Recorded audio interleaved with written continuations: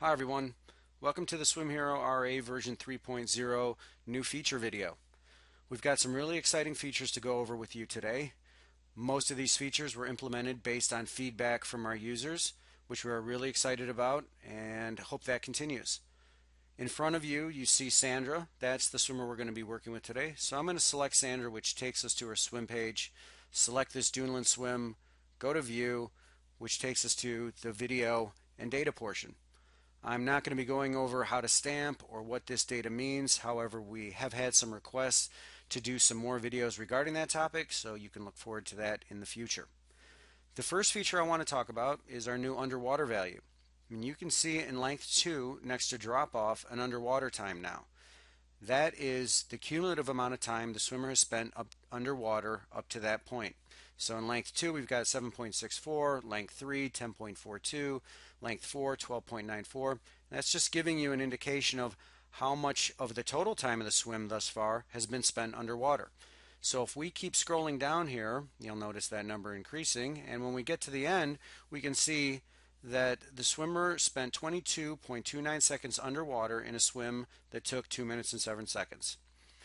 Based on feedback that we've gotten, underwater is becoming more and more important, and we were asked to display these values somehow within SwimHero.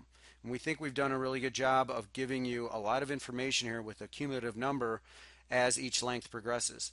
This especially gets interesting when you start looking at compare, and you can see how these times converge and diverge when you're comparing swims against each other. So that's our first feature. If I scroll back to the top here and press play, you're going to see the cursor start to go across the screen as you have in the introductory videos.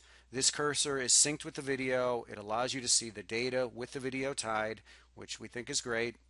If there's a certain area of the swim you want to go to, you just need to tap the data bar. If we wanted to see the turn in length 2, I just tap the data bar.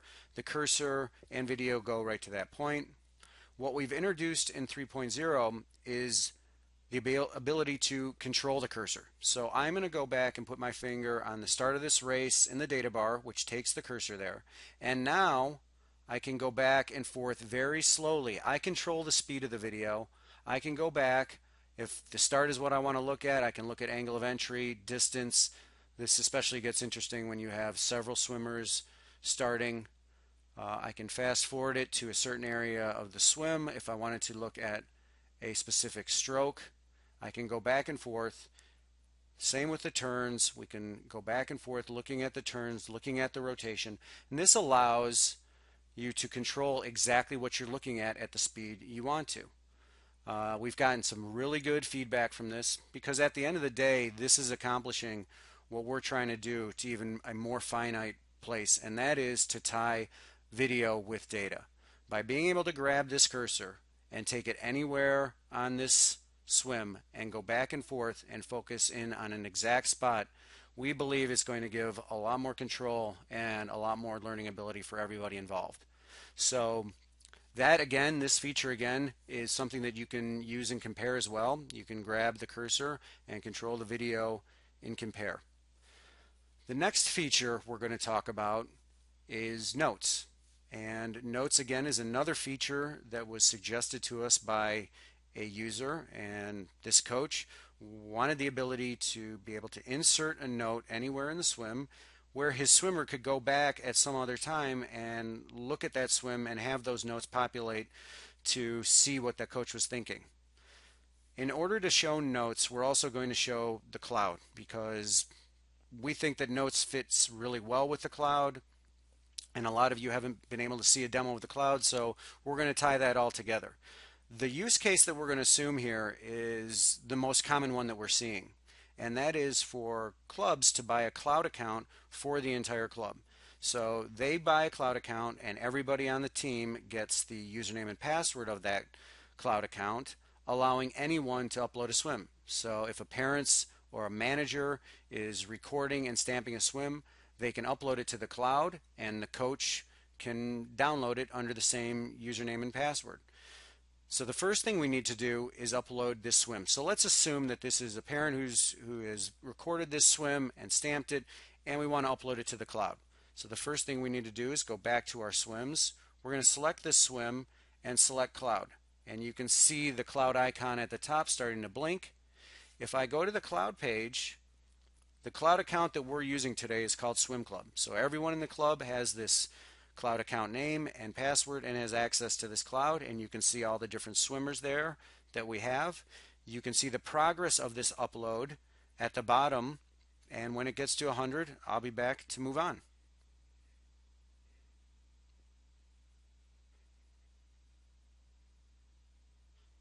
The swim is finished uploading, and as you can see, if we scroll down to the users here, we've got Sandra, and we can see that that swim now exists on the club.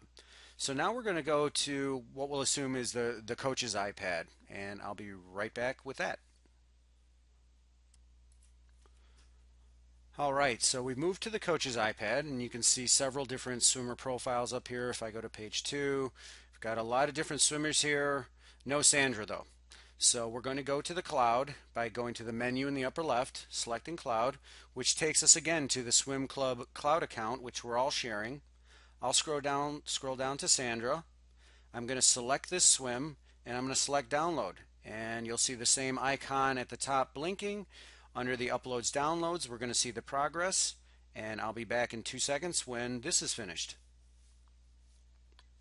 So now that the download is finished, we'll go back to our swimmers.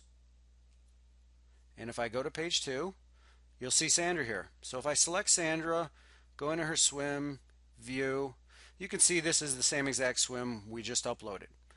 So now I'm the coach and I'm sitting here looking at this swim, and I'd like to make some comments on it. In order to start note functionality, we need to go to settings. Settings is found in the upper right hand corner, that gear icon, which I'll select, and I'm going to turn on notes. Now this is a one-time thing. Once you turn notes on, you don't have to keep going back to settings to turn it on. So it's on now. I'm going to go back to the swimmers. I'm going to select Sandra again, go to her swim, go to view, and you can see below the reset button there's now that note icon. Now notes is still not turned on. If I want to turn on notes now, I just select it, it's activated. Now I can implement a note. So let's assume that I want to put a note in right after her breakout. All you have to do is put your finger on the data bar, hold it there for about 2.5 seconds, 3 seconds, and a note box will pop up. Once that pops up, if I select it, a keyboard pops up. You'll also notice the microphone at the bottom. If you're connected to the internet, you can simply select that and speak your note into the iPad. So I'm going to select that, and you can see that anything I say here will populate in the note box. Once we're done, we hit the plus, and you can see above the cursor a hashtag has been created. So now if we go back to the beginning of this race and I play it, as it hits the hashtag, that note pops up. So we've just created a note, and again, you can do that through voice. You can type in a note. You can create as many notes as you want to on here. When you're finished creating notes, you can then exit and go back to the cloud. So I'm going to select the menu in the upper left, select cloud, go down to Sandra's name again, select her swim, and now you'll notice a new option is to upload my notes. When I select that, it uploads the notes to the clouds. We're done, we dismiss, and we can go about doing notes for another swimmer. So now I'm going to go back to the swimmer's iPad and we'll bring down those notes. Be right back. Okay, we're back on the swimmer's iPad. You can see Sandra here again. I'll just go in there to confirm that nothing's there. So we go into view and there's no notes here. If we go to cloud and select Sandra again, select that swim, we now have the option to download new notes, which I'm going to do. I'm going to select that. It takes a quick second to do that. We dismiss it. So now we can go back to swimmers, but the first thing I want to do is turn on note functionality here too, because you can't see a note unless notes functionality is turned on. So I'm going to come into settings again. I'm going to turn on notes. I'm going to go back to swimmers, select Sandra, select view, and you can see that hashtag now right above the breakout where her note is. I'm going to turn notes on again because, again, if notes aren't turned on, you won't see it populate as the cursor hits the hashtag. hit play, take the cursor closer to that point. You'll see when it hits it, the note populates. So this is a great way for information to be passed back and forth from coaches to swimmers. And it's an upload-download process, so any number of coaches can add notes to a swim, upload them, and anybody can download them. And we really feel like this is a great way for coaches to be able to give feedback outside of practice and swimmers to be able to access their swims and that feedback outside of practice. I just want to stress again that this use case is for one cloud account. If you do have separate cloud accounts and you are using our friendship option, which allows you to share swims across friends, you can create notes, you can upload them, and your friends can download those swims with the notes you have created.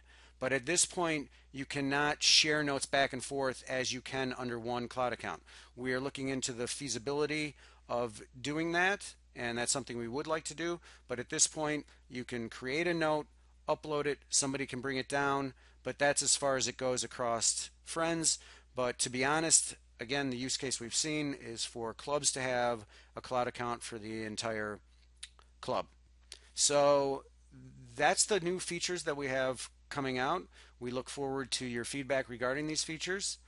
Thank you for watching. If you have any questions, please feel free to email us at info@swimherora.com.